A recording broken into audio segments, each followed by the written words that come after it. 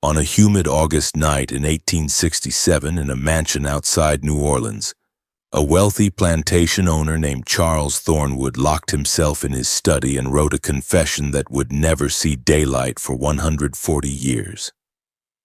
In that letter, he admitted to crimes that would destroy his family's reputation, crimes against someone he claimed to love more than his own wife, more than his own children. That someone was a young man named Isaiah, whom Charles owned as property. For 15 years, Charles had kept Isaiah as both his personal servant and his secret obsession, creating a relationship so twisted that it blurred the lines between affection and abuse, between devotion and destruction. 2 weeks after writing that confession, both men would be found dead in circumstances that authorities ruled as accidental. But the truth hidden in that letter, discovered in 2007 during a mansion renovation, revealed something far more sinister. This isn't just a story about slavery. This is a story about how power corrupts absolutely, how obsession destroys both the obsessed and the object of obsession, and how one woman's determination to uncover the truth would expose a secret that had been buried for over a century. Hello everyone. Before we start, make sure to like and subscribe to the channel and leave a comment with where you're from and what time you're watching. That way YouTube will keep showing you stories just like this one. Charles Thornwood was born into Louisiana aristocracy in 1821. His family owned Thornwood Plantation, 2,000 acres of sugarcane fields worked by over 200 enslaved people. Charles was the eldest of 3 sons, educated at Yale University, cultured, well-traveled, and by all accounts the perfect Southern gentleman. He married Catherine Beaumont in 1845 when he was 24 and she was barely 17. It was a marriage of convenience and social positioning. Catherine brought connections to powerful families in Charleston and Mobile. Charles brought wealth and a prominent name. They produced 3 children in quick succession. 2 daughters and a son. Charles managed the plantation with efficiency, if not particular cruelty by the standards of his time and place. But Charles carried a secret that terrified him. Since his teenage years, he had been attracted to men, in a society that considered such feelings to be not just immoral but evidence of mental defect. Charles had learned to bury these desires so deep that even he sometimes convinced himself they didn't exist. His marriage to Catherine was partly an attempt to cure himself, to force himself into the role society expected. It didn't work. He felt nothing for his wife beyond polite affection and duty.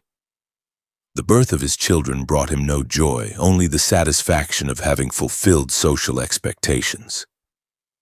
He went through the motions of his life, becoming increasingly hollow inside, increasingly desperate to feel something, anything real. In March of 1852, Charles traveled to New Orleans to attend a slave auction. He needed additional house servants as the plantation was preparing to host a series of social events that summer. The auction was held in a warehouse near the docks, the air thick with humidity and the smell of unwashed bodies and fear. Dozens of enslaved people stood on a raised platform being examined, prodded, evaluated like livestock. Charles had attended such auctions before and felt nothing beyond mild discomfort at the necessity of the process.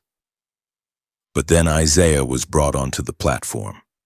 Isaiah was 14 years old, though he looked younger. He had been born on a plantation in Mississippi to an enslaved woman and an unknown white father. His mixed heritage was evident in his lighter skin, his refined features, his unusual amber-colored eyes. He had been trained as a house servant, which meant he was educated beyond what was typical, could read and write, could speak with the diction of educated whites. These skills made him valuable. They also made him vulnerable in ways he was too young to understand.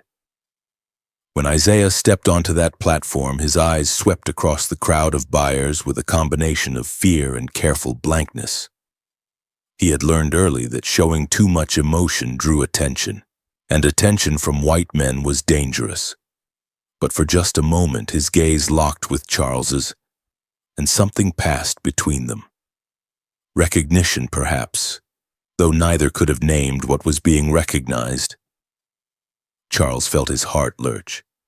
For the first time in years, he felt something sharp and immediate: desire, want, need.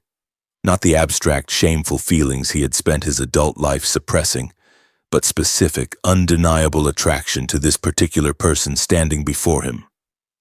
It terrified him. It also thrilled him in a way nothing else ever had. Charles bid aggressively for Isaiah. There were other bidders, men who saw the boy's value as a trained house servant, but Charles outbid them all. He paid $1,200, an enormous sum for someone so young. The other bidders exchanged knowing looks. Everyone understood what kind of interest would drive a man to pay such a price for a pretty young male slave, but no one said anything out loud. Such things were understood but never discussed in polite society. Isaiah was delivered to Thornwood Plantation 3 days later. He arrived with nothing but the clothes he wore and a small bundle containing a spare shirt. He was assigned to work directly under Charles's supervision, serving meals, maintaining Charles's private study, assisting with correspondence. The work itself wasn't difficult. What was difficult was the way Charles looked at him. Isaiah had experienced that look before from his previous owner's eldest son. He knew what it meant. He knew what was coming. But knowing didn't make him any less powerless to prevent it. For the first few months, Charles did nothing except watch. He would find excuses to be in the same room as Isaiah. He would invent tasks that required Isaiah to work late, alone, in his study. He never touched, never spoke inappropriately, but his eyes followed Isaiah constantly, hungry, desperate, trying to convince himself that if he just looked, if he never acted, it wasn't truly wrong. Isaiah understood the waiting, understood that it was building towards something inevitable. His strategy was the same one he had developed years earlier.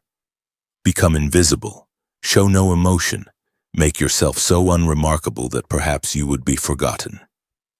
It never worked, but it was the only defense he had. Catherine noticed her husband's strange behavior. She saw how Charles watched the new servant, how he became distracted when Isaiah was in the room, how he invented reasons to keep the boy close.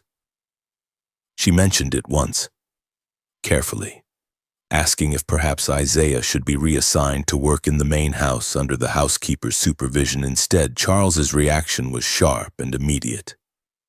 No. Isaiah was perfectly suited to his current role. There was no reason to change the arrangement. Catherine didn't ask again.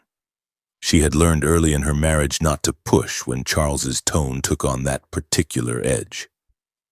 On a December night in 1852, 9 months after Isaiah's arrival, Charles finally acted on his obsession. He had been drinking, not heavily, but enough to lower his inhibitions. He called Isaiah to his study late at night, claiming there was urgent correspondence that needed immediate attention. During the assault, Isaiah employed the survival technique he had perfected over his short life. He disappeared inside himself.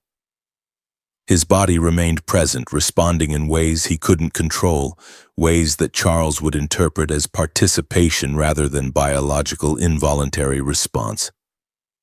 But Isaiah wasn't there.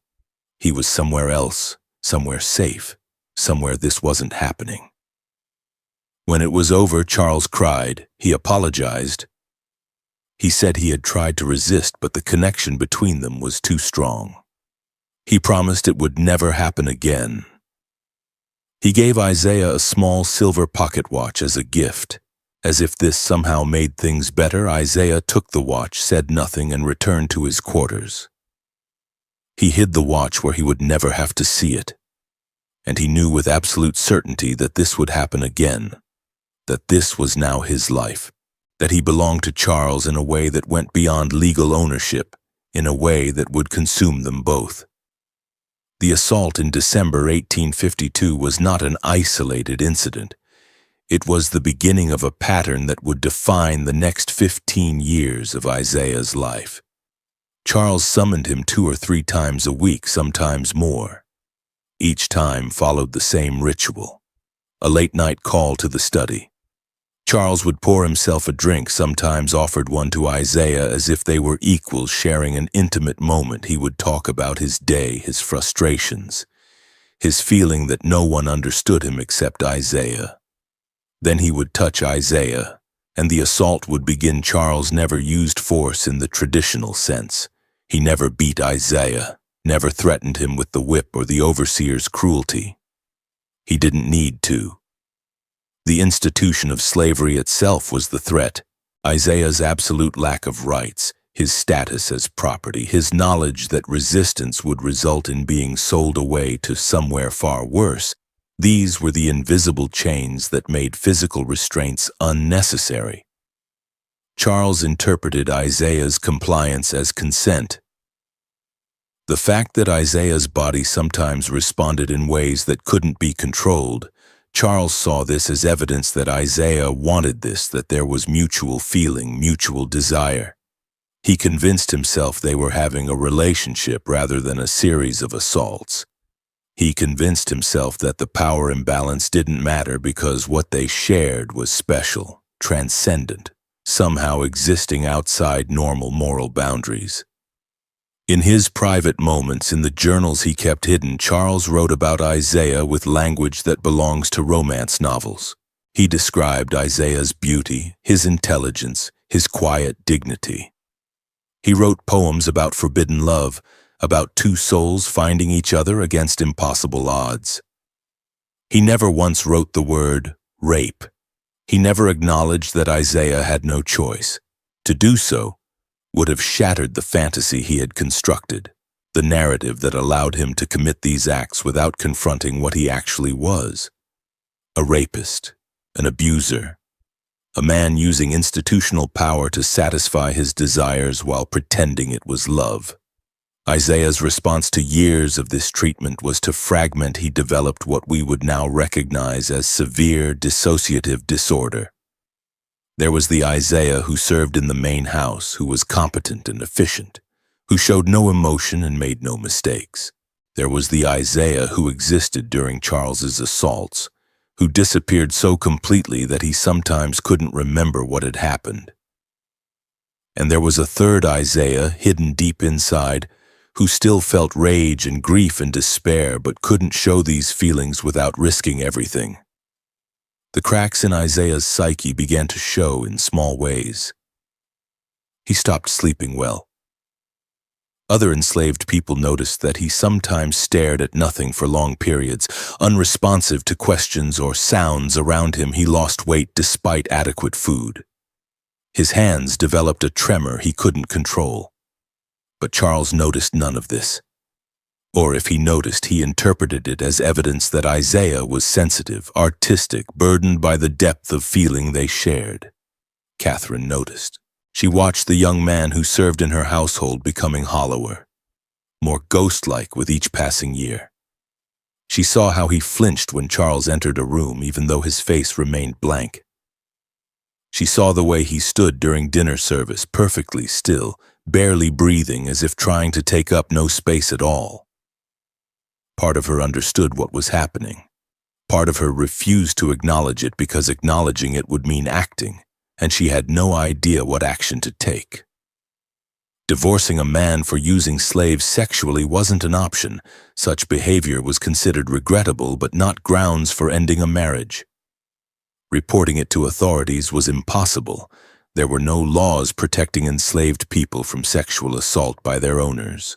She could confront Charles, but she knew her husband well enough to understand that he would deny everything, would become angry at her for suggesting something so sordid, would make her question her own perceptions. So Catherine did what so many women in her position did. She looked away. She maintained her social position, raised her children, managed her household, and pretended not to see what was happening in her husband's study 3 nights a week. This willful blindness would haunt her for the rest of her life. In 1858, a new element entered this already disturbed situation. Isaiah's younger half-sister, a girl named Grace, was sold to Thornwood Plantation. She was 12 years old, sold away from the Mississippi plantation where she had been born because the owner had died, and the estate was being liquidated. Isaiah had not seen Grace since she was an infant. He hadn't known if she was still alive. When she arrived at Thornwood, when Isaiah saw her step down from the wagon that had transported her, something cracked in his carefully maintained emotional control. For the first time in years, his face showed real expression. He ran to her, embraced her, wept openly. Grace remembered him barely, from stories their mother had told before she died when Grace was 6. She clung to her brother, the only family she had left in the world.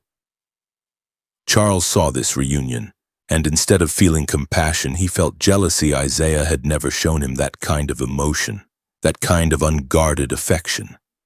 And then, with the cold calculation that characterized his obsession, Charles realized that Grace gave him new leverage. If Isaiah ever tried to resist, if he ever showed the reluctance Charles sometimes sensed beneath the blank compliance, Charles could threaten Grace. He could have her sold away. Or worse, he could assign her to work under one of the overseers known for brutalizing young enslaved women. Charles didn't make these threats explicitly at first. He simply made sure Isaiah understood that Grace's well-being depended on Isaiah's continued cooperation. He mentioned casually that Grace seemed like a sweet girl, that he hoped she would be safe here, that of course her safety depended on everyone in the household maintaining appropriate behavior. Isaiah understood perfectly. From that moment, his compliance was no longer just about his own survival. It was about protecting Grace. Charles had found the one thing Isaiah cared about more than his own well-being, and he weaponized it. The Civil War began in 1861, when Isaiah was 23 years old. The conflict transformed Louisiana, bringing uncertainty, violence, and eventually the possibility of freedom. Union forces pushed into the South. Enslaved people began escaping to Union lines, seeking freedom under the protection of Northern armies. At Thornwood Plantation, Charles became increasingly paranoid. He feared losing his property, including and especially Isaiah. He began restricting the movement of enslaved people even more severely than before. He assigned overseers to watch for any sign of attempted escape. And he intensified his possessiveness over Isaiah, summoning him more frequently, keeping him close, as if physical proximity could prevent the possibility of loss. Isaiah thought about escape.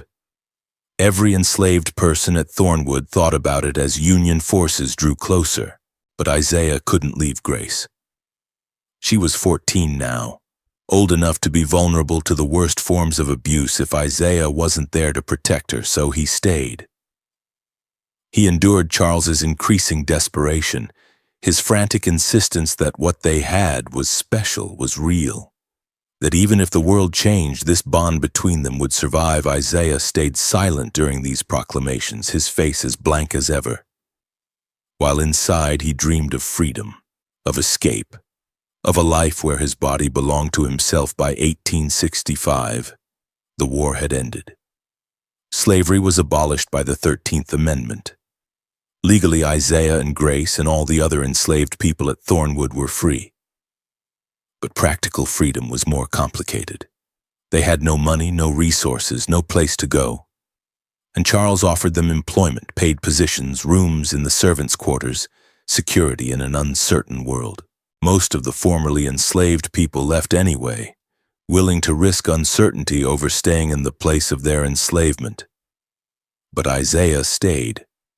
Not because of Charles's offers, because Charles made it clear that if Isaiah left, he would make sure Grace was unable to find work anywhere in Louisiana, would use his still considerable influence to ensure she starved or worse. So Isaiah stayed, legally free but practically still captive, still subject to Charles's demands, though now Charles had to pretend they were equals, had to ask rather than command. The assaults continued. now reframed as consensual encounters between two men in love. Charles seemed genuinely to believe that Isaiah stayed by choice, that the fact Isaiah hadn't left now that he legally could was proof that he wanted to be there, wanted this relationship.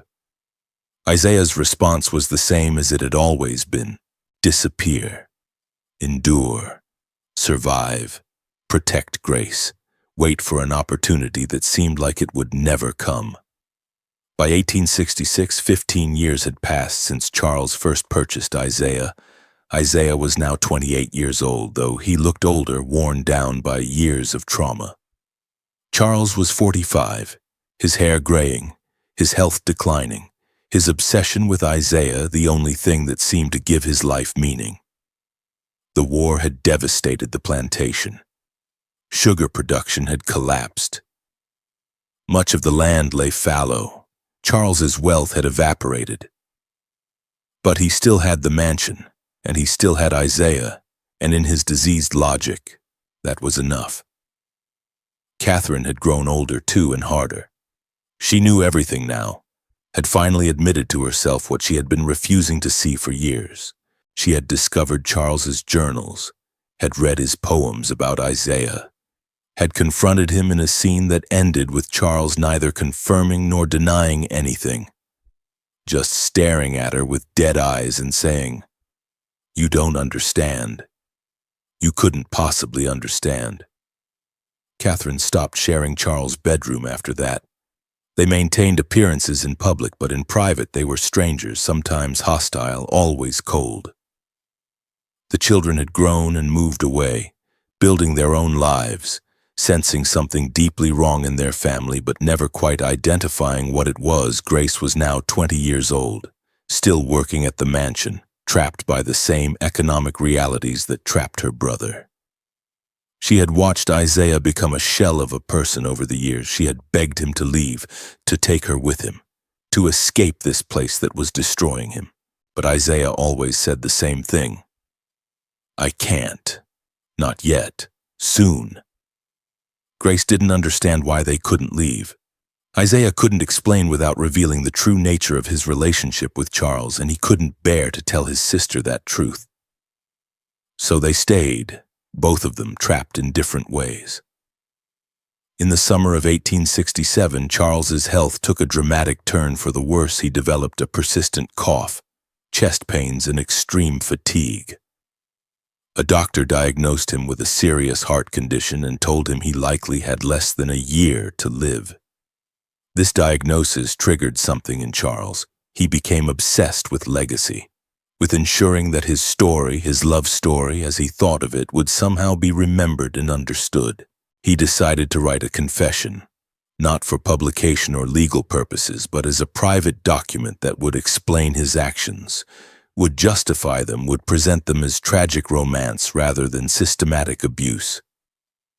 He wrote in secret late at night when Catherine was asleep and the household was quiet. He wrote about purchasing Isaiah, about recognizing in that moment at the slave auction that he had found the person he was meant to love. He wrote about their first encounter, describing it as mutual passion rather than assault. He wrote about the years they had shared, framing them as a secret relationship, two men defying society's rules to be together. He wrote about the war, about his fear of losing Isaiah, about the joy of Isaiah choosing to stay after emancipation. He interpreted everything through his fantasy narrative. Isaiah's blank face became stoic dignity. Isaiah's compliance became willing participation. Isaiah's inability to leave became loyal devotion. Charles wrote himself as the romantic hero of a tragic love story, completely blind to the fact that he was actually the villain of a horror story. On August 12, 1867, Charles finished his confession. He sealed it in an envelope and placed it in a locked drawer in his study. He intended to hide it somewhere it would be found eventually, perhaps after his death. Perhaps after everyone involved was long gone. He wanted future generations to know that he had loved, had felt deeply, had experienced something extraordinary, even if that experience had to remain secret. That night, he called Isaiah to his study one final time. Isaiah came as he always did. He stood in the doorway waiting. Charles looked at him with an expression Isaiah couldn't read. Not desire, not exactly. Something softer, sadder. "Isaiah," Charles said quietly, "I've written something. I've written about us, about what we've meant to each other." Isaiah said nothing. "When I'm gone," Charles continued, "I want you to know that I loved you, more than I've ever loved anyone, more than my wife, more than my children. You were the only real thing in my life." Isaiah finally spoke. "That wasn't love." Charles looked startled. In 15 years, Isaiah had never directly contradicted him, never challenged the narrative Charles had constructed. "What?" "That wasn't love," Isaiah repeated, his voice flat. "What you did to me for 15 years, that wasn't love." Charles stood up, his face flushing. "How can you say that? After everything we've shared, everything we've been through together." "We didn't share anything," Isaiah said. "You took for 15 years, you took. And you called it love because calling it what it actually was would mean admitting you're a monster." Charles started to respond, then stopped. For just a moment, something flickered in his eyes. Recognition. Understanding. Horror at what he was actually hearing, at what it implied about his life, his actions, his self-image. Then he shook his head violently. "No. No, you're wrong. I know you felt something, I know you did. Your body responded, you stayed even when you could have left. That means something. My body responded because that's biology, not choice," Isaiah said. "I stayed because you threatened grace, because I had no money, no options, because this whole fucking world is designed to keep people like me trapped by people like you. But none of that was love. None of that was willing, and if you die believing anything else, you die believing a lie." Charles sat down heavily, his hand over his chest. His breathing had become labored.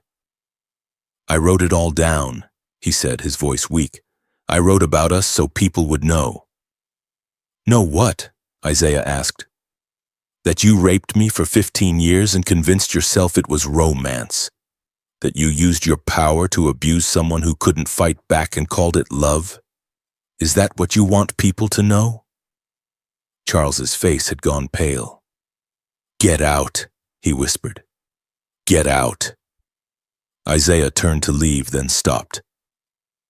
"I hope whatever comes after death," he said, "you have to face every single thing you did to me, without the lies, without the poetry. Just the truth of what you actually were." He left Charles sitting in the study, clutching his chest, breathing hard. Isaiah went directly to Grace's quarters. "We're leaving," he told her. "Tonight, right now. Bring nothing except what you can carry." Grace didn't argue. She had waited years to hear those words. They left Thornwood Plantation that night, walking until dawn, catching a ride on a wagon heading toward New Orleans, using the last of the money Isaiah had managed to save from his meager wages. They never looked back. The next morning, a maid found Charles Thornwood dead in his study. He had suffered a massive heart attack sometime during the night. The doctor ruled it natural causes, his weak heart finally giving out. Catherine arranged a respectable funeral. Charles was buried in the family plot with all appropriate ceremony. His journals and papers were boxed up and stored in the attic of Thornwood Mansion. Catherine never looked at them again. She knew what they contained and she wanted no part of it. When Catherine died in 1889, the mansion passed to her son, who had no interest in his father's papers. They remained in the attic, forgotten through decades of family transitions, through the mansion falling into disrepair, through it eventually being sold out of the family in 1932. The mansion changed hands several times over the next 75 years, serving as a boarding house, a restaurant, and finally sitting abandoned and deteriorating. By 2007, it had been purchased by a historical preservation society that planned to restore it as a museum showcasing antebellum architecture. During initial renovations, workers discovered the attic's contents, boxes of papers, journals, letters spanning over a century. A historian named Dr. Lauren Michaels was brought in to catalog the materials. She found Charles Thornwood's journals first. Reading them made her uncomfortable. The language was flowery and romantic, but the subject matter was disturbing. She found records showing they had lived in New Orleans for several years after leaving Thornwood Plantation. Grace had married in 1871 and had children. Isaiah had worked various jobs, had been active in organizations supporting formerly enslaved people, and had died in 1893 at age 55. Most crucially, Dr. Michaels found a letter Isaiah had written in 1885 to Frederick Douglass, the famous abolitionist and former slave. In that letter, Isaiah told his story, not in the romantic language Charles had used, but in clear, devastating detail about being purchased at age 14, assaulted, trapped in a cycle of abuse, unable to escape because of threats against his sister, and finally finding freedom after his abuser's death. Isaiah had written, "They call it the peculiar institution, but they never talk about the peculiar horrors it enabled. They don't talk about men like Charles Thornwood, who could rape for 15 years and call it love, who could destroy a person and call it devotion." Isaiah had tried to get his story published, but no newspaper would print it. The subject matter was too scandalous, too explicit, too disturbing, and most editors simply didn't believe that such things happened, or if they did, that they were matters for public discussion. So Isaiah's testimony had been ignored, buried, forgotten, until Dr. Michaels found it and understood that she had both sides of the story. Charles's self-justifying fantasy version, and Isaiah's painful truth. She published her findings in an academic journal in 2008 titled "Rape as Romance, Sexual Abuse, and Self-Deception in Antebellum Louisiana." The article caused significant controversy. Some historians argued that applying modern concepts like rape to historical sexual relationships was anachronistic, that we couldn't judge the past by present standards. Dr. Michaels responded that Isaiah himself had called it rape, in his own words, in his own time. That this wasn't modern judgment being imposed, but rather listening to what the victim had actually said. The article sparked broader conversations about sexual abuse in slavery, about how the complete power of slave owners made consent impossible, about how modern understanding of trauma helped explain Isaiah's documented psychological deterioration. It also sparked interest in Isaiah's descendants. One of Grace's great-great-granddaughters, a woman named Vanessa Martin, read Dr. Michaels' article and recognized her ancestor's story. She had known that her family had been enslaved at Thornwood Plantation, but she hadn't known the specific circumstances. Learning the truth about what had happened to her great-great-uncle Isaiah, Vanessa felt a mix of emotions. Rage at what had been done to him, sorrow for the life he had lost, and fierce pride that he had survived, had protected his sister, had eventually found freedom and built a life afterward. She reached out to Dr. Michaels, and together they created a more complete picture of Isaiah's life. They found photographs of Isaiah taken in the 1880s. In these images, Isaiah looked directly at the camera with an expression that was hard to read. Not blank, as he had appeared during his years of captivity, but guarded, watchful, as if always prepared for danger.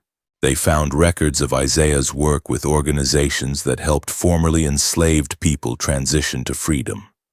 They found evidence that he had helped several young men escape exploitative labor situations that were legally free but practically enslaving. They found testimonies from people who had known Isaiah, describing him as kind but distant, generous but never truly happy, as if some fundamental part of him had been permanently damaged. "Uncle Isaiah saved my life," one man wrote in 1890, "but I always felt he couldn't save his own. He walked through the world like someone who had died but whose body forgot to stop moving." Isaiah never married, never had children, never seemed to form close relationships with anyone except Grace. In a letter to Grace written in 1891, 2 years before his death, Isaiah wrote, "Sometimes I think about who I might have been if I had been born free, if my body had always belonged only to me. But then I realize I'm thinking about a different person entirely. The person I actually became was shaped by what was done to me. I survived it, but I didn't escape it. I'm still living in that study, still frozen in that moment, still waiting for him to dismiss me so I can go back to my quarters and disappear for a few hours." This letter devastated Vanessa when she read it. Her ancestor had found legal freedom in 1865, had lived another 28 years as a free man, had built a life, had helped others. But he had never truly escaped what had been done to him. The trauma had defined him forever. In 2009, Vanessa worked with Dr. Michaels to create a memorial on the grounds of the now restored Thornwood Mansion. The memorial acknowledges Isaiah and all those who had been enslaved there, and specifically addresses the sexual abuse that had occurred in the mansion. The plaque reads, "Isaiah, 1838 to 1893, purchased at age 14 by Charles Thornwood, subjected to 15 years of sexual abuse under the institution of slavery, survived. Resisted, helped others find freedom. May his story be remembered and honored." The installation of this plaque caused its own controversy. Descendants of the Thornwood family argued that it unfairly maligned Charles, that we couldn't know what really happened between two people who were both long dead. They pointed to Charles's journals as evidence that there had been real affection, that perhaps it wasn't as simple as Dr. Michaels portrayed. Vanessa's response was fierce. "My ancestor wrote in his own words what was done to him. He called it rape. He described being trapped, being threatened, being forced. Why do you believe the rapist's romantic version instead of the victim's testimony? Why is the powerful man's fantasy given more weight than the powerless person's truth?" The Thornwood family descendants had no good answer to that. The plaque remained. Today, Thornwood Mansion operates as a museum that doesn't shy away from its painful history. Tours address the reality of slavery, including sexual abuse. Charles Thornwood's confession is displayed behind glass, with Isaiah's letter to Frederick Douglass displayed beside it. Visitors can read both versions of events, can see how one man's love story was another man's 15-year nightmare school group's visit, and have discussions about power, consent, and how people justify horrible acts. The mansion has become a place for difficult but necessary conversations about the realities of slavery beyond cotton picking and plantation economics. It forces visitors to confront the intimate horrors, the personal violations, the psychological destruction that the institution enabled. Dr. Michaels continues to research and write about slavery and sexual abuse. She argues that cases like Isaiah's were not rare exceptions but rather common patterns that have been systematically erased from historical narratives. That respectable families don't want to acknowledge that their ancestors were rapists. That it's easier to focus on economic exploitation than to confront sexual exploitation. That by ignoring these stories, we lose crucial understanding of what slavery actually was and how its effects continue to ripple through generations. Vanessa has become an advocate for acknowledging difficult family histories.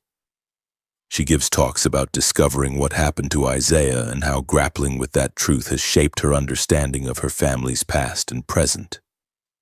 She talks about the importance of believing victims, even historical victims whose voices have been suppressed.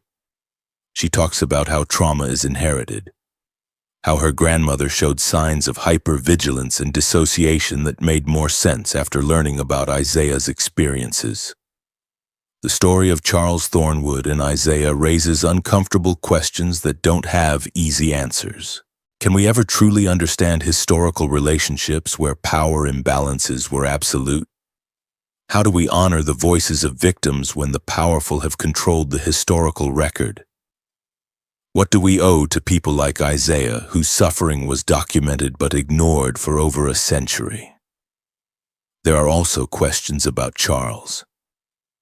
Was he a monster who consciously chose to abuse his power? Or was he so damaged by the society he lived in, so conditioned to see enslaved people as property rather than humans, that he genuinely couldn't understand what he was doing? Does it matter? Does his psychological state change the reality of what he did to Isaiah? These are questions each person must answer for themselves. But what's not debatable is this. Isaiah was 14 years old when Charles bought him. He was 28 when he finally escaped. 15 years of his life were consumed by abuse he couldn't prevent and couldn't escape. 15 years of psychological torture, of being told his assault was love, of having his biological responses used as proof he wanted it, of being trapped by threats to the one person he cared about most. And when he finally did escape after Charles died, Isaiah never fully recovered. He survived, but he didn't thrive. He helped others, but he couldn't help himself. He lived for another 26 years, but always with the shadow of those 15 years hanging over him. This is the reality of slavery that comfortable historical narratives often avoid. Not just the economic exploitation, but the intimate violations, not just the physical torture, but the psychological destruction. Not just the stealing of labor, but the theft of personhood, of bodily autonomy, of the right to say no. Isaiah died in New Orleans on November 3, 1893. He was 55 years old. The official cause of death was listed as pneumonia, but those who knew him said he had been dying slowly for years. That the illness just gave his body permission to stop fighting. Grace was with him at the end. She held his hand as his breathing became labored, as his eyes lost focus, as he slipped away. His last words to her were, "I'm sorry I couldn't protect you better." Grace wept because Isaiah had protected her perfectly. He had stayed in hell to keep her safe. He had endured 15 years of abuse to ensure she would never face the same fate. He had sacrificed his own well-being, his own chance at healing, to be the shield between her and danger. And he had died believing he had failed her, when in truth, he had saved her life. Grace lived until 1924. Dying at age 76, surrounded by children, grandchildren, and great-grandchildren. In her final years, she told her family stories about Uncle Isaiah. She described him as the bravest person she had ever known, though she never explained exactly what he had been brave about. She couldn't bring herself to tell her descendants the full truth. The shame of what had been done to him felt too heavy, too intimate, too painful to speak aloud. So the details died with her, buried in silence for another 83 years. This silence is its own kind of violence. When we don't speak about what happened to people like Isaiah, we erase them twice. Once in life, when they were victimized, and again in death when their stories are suppressed. We allow the Charles Thornwoods of history to maintain their respectable facades, while their victims disappear into unmarked graves and forgotten memories. Catherine Thornwood lived another 22 years after her husband's death, dying in 1889 at age 61. She never remarried, never spoke publicly about her marriage, never acknowledged what she had known and chosen to ignore. In her private papers discovered after her death, she wrote a single entry that suggested the weight she carried. "I have spent my life looking away from things I should have seen. I convinced myself that silence was neutrality, that not participating was the same as not being complicit. I was wrong. Silence is its own form of participation. Looking away is its own form of cruelty. I carry the weight of every moment I could have acted and didn't, and I will carry it to my grave." This confession, like Charles's, remained hidden for over a century. But unlike Charles's self-justifying fantasy, Catherine's words contained actual recognition of failure, actual acknowledgement of harm caused by inaction. The Thornwood family maintained its social position for several generations after Charles's death. His children never knew the truth about their father. They knew he had died of a heart condition, knew there had been some kind of relationship with a household servant that had made their mother uncomfortable, but the details remained vague, unspoken. The family narrative was that Charles had been eccentric but brilliant, a tragic figure of the Old South, a man born in the wrong time. This comfortable fiction persisted until Dr. Michael's research exploded it. When the truth came out in 2008, the surviving Thornwood descendants had to reckon with a legacy they had never imagined. Some refused to accept it. They argued that Dr. Michaels was imposing modern morality on historical situations, that relationships in the past were different, that we couldn't know what really happened. These descendants continued to defend Charles, to suggest that perhaps Isaiah had exaggerated, had misremembered, had his own reasons for portraying events negatively. Other Thornwood descendants took a different approach. They acknowledged the truth, apologized publicly for their ancestors' actions, and donated money to organizations working to preserve the history of enslaved people and address ongoing racial injustice. Some relatives stopped speaking to him. Others thanked him privately, saying they had felt the weight of family secrets but hadn't known how to address them. The division within the Thornwood family mirrors larger societal divisions about how we remember difficult histories, about whose stories we believe, about what we owe to victims of historical injustice. In 2015, a documentary filmmaker created a film about Isaiah's story titled The Thornwood Secret: Slavery, Rape, and the Lies We Tell. The film used Dr. Michaels's research, Vanessa's family history, and dramatic readings of both Charles's and Isaiah's writings. It premiered at several film festivals and won awards for historical documentary. It also faced criticism from those who felt it was exploitative, that it used Isaiah's trauma for entertainment, that it couldn't possibly tell the full truth of such a complicated situation. Vanessa responded to these criticisms in an interview. Isaiah tried to tell his story in 1885. No one would listen. He tried to have his testimony published. No one would print it. He wrote letters describing what had been done to him. Those letters were filed away and forgotten. For 123 years, his voice was suppressed. Now we have a chance to let people hear what he said in his own words. Is that exploitation?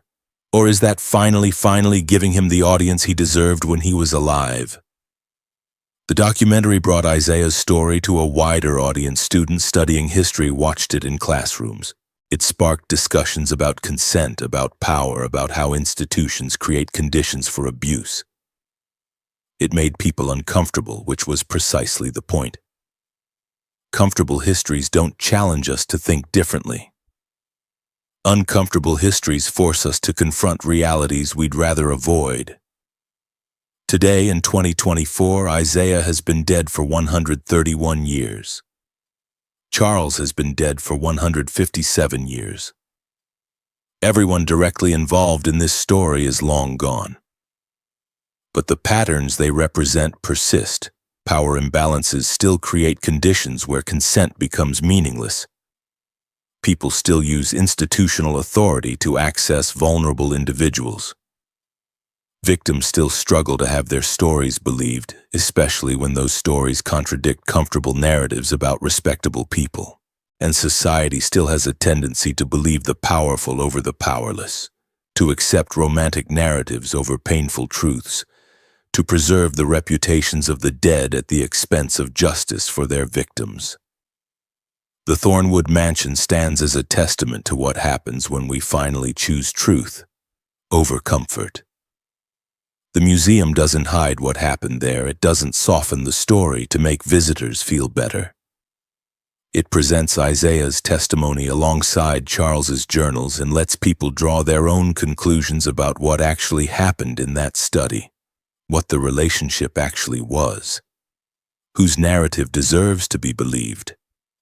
Visitors to the museum often report feeling deeply disturbed by what they learn.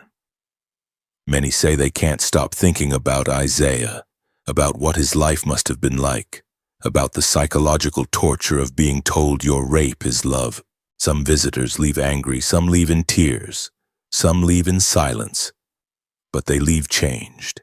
They leave with a deeper understanding of what slavery actually entailed, beyond the economics and the politics, down to the intimate horrors inflicted on individual human beings. Every year on November 3rd, the anniversary of Isaiah's death, the museum holds a memorial service descendants of enslaved people who worked at Thornwood Plantation gather. Dr. Michaels usually attends. Vanessa and other members of Isaiah's family come. They read Isaiah's letters aloud. They speak his name. They refuse to let him be forgotten again. In 2020, a writer named James Baldwin's words were added to the memorial. Not everything that is faced can be changed, but nothing can be changed until it is faced. This quote captures the purpose of remembering stories like Isaiah's, not to wallow in historical pain, not to make people feel guilty about things they didn't do, but to face the truth of what happened so we can recognize and resist similar patterns in the present. Isaiah's story asks us to consider difficult questions. What do we owe to people who were victimized in the past? Do we honor them by telling their stories even when those stories are painful and disturbing? Or do we honor them by letting them rest, by not continuously exposing their trauma? There's no easy answer. But Isaiah himself provided guidance. He tried to tell his story while he was alive. He wanted people to know what had happened, wanted to warn others, wanted his suffering to have meaning. When we tell his story now, we're not exploiting him. We're finally giving him the audience he sought when he was alive and was denied. We also owe Isaiah accuracy, not romanticizing his experience, not suggesting he somehow found meaning or growth through trauma, not framing his survival as inspiration porn. Isaiah survived because he had no choice. He endured because the alternative was death. He protected his sister because love demanded it, but he never healed, he never found peace, and we dishonor him if we pretend otherwise. We owe Charles Thornwood something too, though it's not respect or sympathy. We owe him truth. Charles was not a monster in the sense of being fundamentally different from other people. He was a product of a system that granted him absolute power over other human beings and conditioned him to see that power as natural and right. He was a man with desires he had been taught were shameful, who found an outlet for those desires in someone who legally couldn't refuse him. He constructed an elaborate fantasy to avoid confronting what he was actually doing. And he took that fantasy to his grave, dying convinced he had loved rather than destroyed. This is what makes Charles truly frightening. Not that he was uniquely evil, but that he was ordinary. That countless other people in positions of power have done similar things, convinced themselves of similar lies, maintained similar fantasies to protect their self-image. That the capacity to rationalize horror exists in many, perhaps most people who find themselves with power over others. The system of slavery created the conditions for Charles to become a rapist. It gave him legal ownership of another human being, removed all consequences for sexual assault, provided him with a victim who couldn't escape or report his crimes. Without slavery, Charles might have lived his entire life suppressing his desires, never acting on them, never harming anyone. But slavery made Isaiah available, made him powerless, made his consent irrelevant. The institution created the opportunity, and Charles took it. This doesn't absolve Charles of responsibility. He made choices. He could have chosen differently, but it contextualizes those choices within a system designed to enable exactly this kind of abuse. And it reminds us that systems matter, that institutions shape behavior, that giving people absolute power over others will inevitably lead to abuse, no matter how many safeguards or moral teachings we put in place. Catherine's role in this story is perhaps the most morally complex. She wasn't the abuser. She didn't purchase Isaiah or assault him or threaten his sister, but she knew what was happening, or at least suspected strongly enough that she should have acted. And she chose silence. She chose to maintain her comfortable life rather than confront her husband or help Isaiah escape. She chose complicity. How do we judge this? On one hand, Catherine had limited options. Divorce wasn't realistic. Reporting her husband would have destroyed her family without necessarily helping Isaiah. There were no laws protecting enslaved people from sexual assault. Acting might have made things worse. On the other hand, Catherine's inaction allowed the abuse to continue. Her silence was part of the system that enabled Charles. Her looking away meant no one interrupted, no one intervened, no one helped. And after Charles's death, when Catherine could have told Isaiah's story, could have ensured his testimony was heard, she chose continued silence.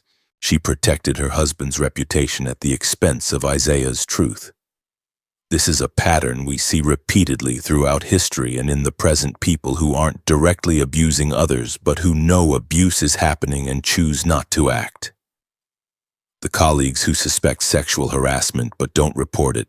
The family members who sense something wrong but don't ask questions. The neighbors who hear screaming but don't call police. The friends who believe accusations but publicly stay neutral. Complicity takes many forms. And while it's not equivalent to being the actual abuser, it's also not neutral.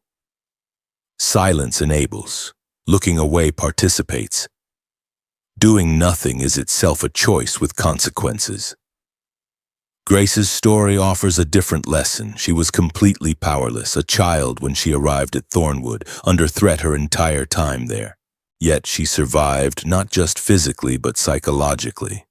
She built a life after slavery, raised a family, apparently found some measure of happiness or at least peace. Why did Grace emerge less damaged than Isaiah? Partly because she wasn't the direct target of Charles's abuse, but also because she had Isaiah protecting her, shielding her from the worst, ensuring her safety at the cost of his own well-being. Isaiah absorbed the trauma so Grace wouldn't have to. This is simultaneously beautiful and tragic. In her final years, Grace told her family that Isaiah was the bravest person she'd ever known, and she was right. But his bravery cost him everything. He sacrificed his chance at healing, his chance at a life free from trauma to keep his sister safe.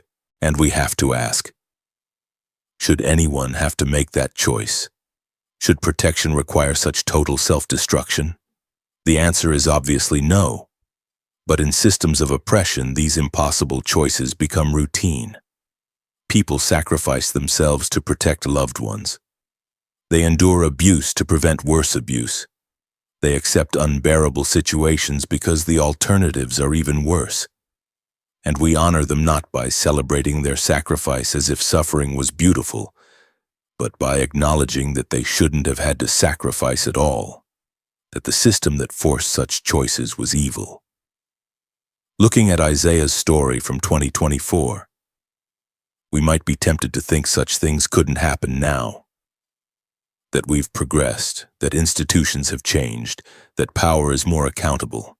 But power imbalances still exist. Human trafficking still enslaves millions. Institutional authorities still abuse their positions. Victims still struggle to be believed, especially against respectable perpetrators. The specifics change, but the patterns persist. Isaiah's story matters not because it's unique, but because it's representative. Representative of what happens when some people have absolute power over others. Representative of how abusers justify their actions to themselves. representative of how victims survive through psychological fragmentation, representative of how complicit bystanders enable abuse through inaction, representative of how silencing victims allows false narratives to persist, and representative of how bringing truth to light, even a century late, can provide a form of justice, can honor those who were denied justice in their lifetimes. If you've made it this far through this story, you've heard something that most people never learn about slavery. Not the sanitized version taught in many schools, not the economic analysis found in textbooks, but the intimate horror experienced by individual human beings whose names we often never learn, whose stories are buried, whose suffering is treated as a footnote rather than the central reality. Isaiah's story disturbs us because it should disturb us. Comfortable histories don't challenge us to change. Disturbing histories force us to confront hard truths about power, about human nature, about systems that enable abuse, about our responsibility to believe victims and act on that belief. The next time someone tells you slavery was just about cotton and economics, remember Isaiah. We can make sure that Charles Thornwood is remembered not as he wished, as a tragic romantic, but as he actually was. A rapist who used institutional power to abuse someone powerless to resist. This is what we owe Isaiah. This is what we owe all those whose stories have been suppressed. Truth, acknowledgement, belief, and the commitment to recognize and resist similar patterns when we see them in our own time. If this story has moved you, disturbed you, made you think differently about history or power or the importance of believing victims, then Isaiah's voice has reached you across 131 years. Subscribe to this channel to hear more stories like this. Stories that were buried but deserve to be told. Leave a comment with where you're watching from and what this story made you feel. And most importantly, remember Isaiah. Remember his name. Remember that he tried to speak and was silenced.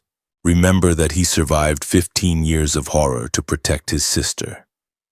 Remember that he never fully healed, but he kept living, kept helping others, kept fighting. Remember that his testimony, finally heard, changed how we understand slavery, power, abuse, and the courage required to survive. Some legacies are built on honor. Some are built on lies. Isaiah's legacy is built on truth that was too painful to face for over a century.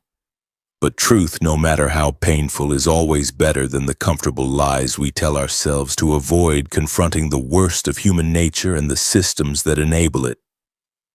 Remember Isaiah. Tell his story. Believe survivors. And never look away when you know something is wrong, even when acting is difficult, even when silence would be easier, because silence is never neutral. Looking away is never innocent. And sometimes the bravest thing you can do is see and speak and remember.